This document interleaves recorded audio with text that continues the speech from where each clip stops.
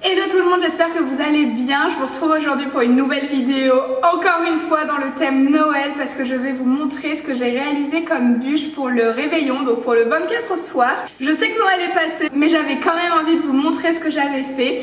Donc bon, on va dans ma cuisine et c'est parti. Ce qu'on va faire, c'est qu'on va réaliser la ganache montée à la crème de marron. Voilà, je vous montre tout ça, c'est parti. Donc dans un premier temps, on fait bouillir la crème et on vient la verser en 3 fois sur le chocolat blanc qu'on a déjà préalablement fondu et on va venir émulsionner le tout jusqu'à obtenir une ganache bien lisse.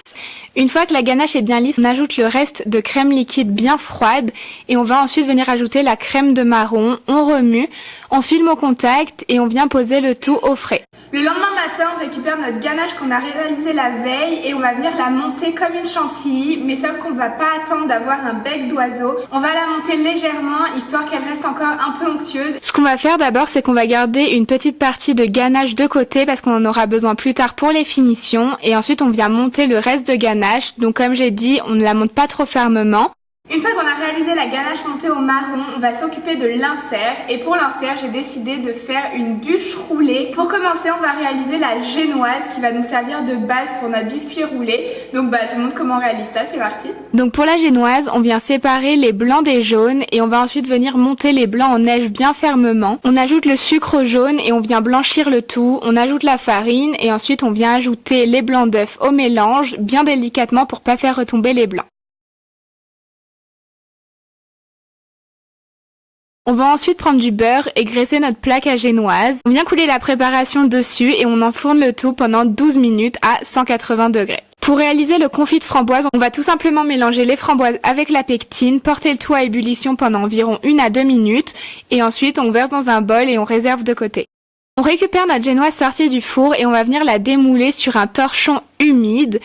Une fois qu'elle est démoulée, on va pouvoir rouler notre génoise encore chaude dans le torchon humide pour que celle-ci ait vraiment une forme de bûche et qu'elle ne craquelle pas après. Donc on la laisse refroidir comme ça, on vient ensuite la démouler et on vient imbiber notre biscuit avec du jus de framboise dans lequel on n'a pas mis de sucre.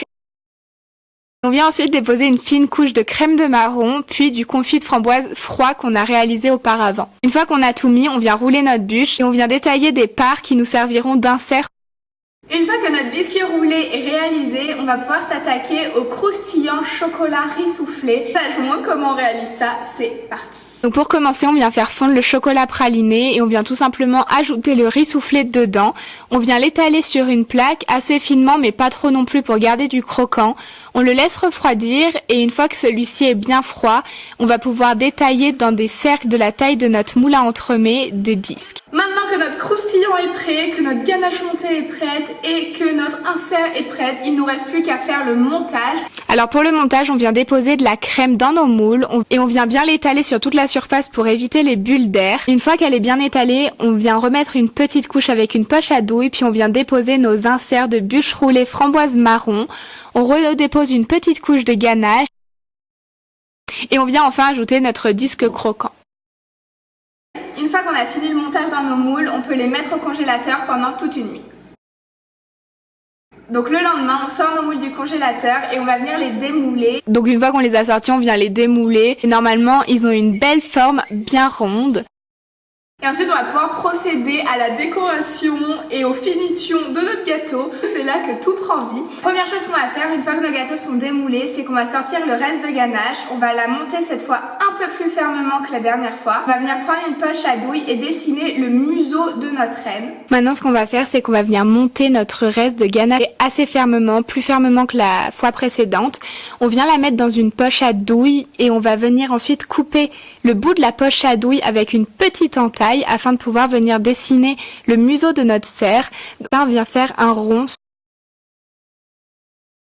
On remet de la ganache et on vient lisser au doigt pour avoir quelque chose de très régulier. Une fois qu'il est bien dessiné et que nos gâteaux ont une jolie forme, on va pouvoir venir les floquer. Donc pour le flocage, on vient tout simplement mélanger dans notre pistolet à peinture le chocolat et le beurre de cacao fondu et on peut l'utiliser lorsqu'il est à 45 degrés. On vient ensuite poser nos décorations préalablement réalisées en biscuits sablés et voilà notre gâteau. Et donc voilà la découpe.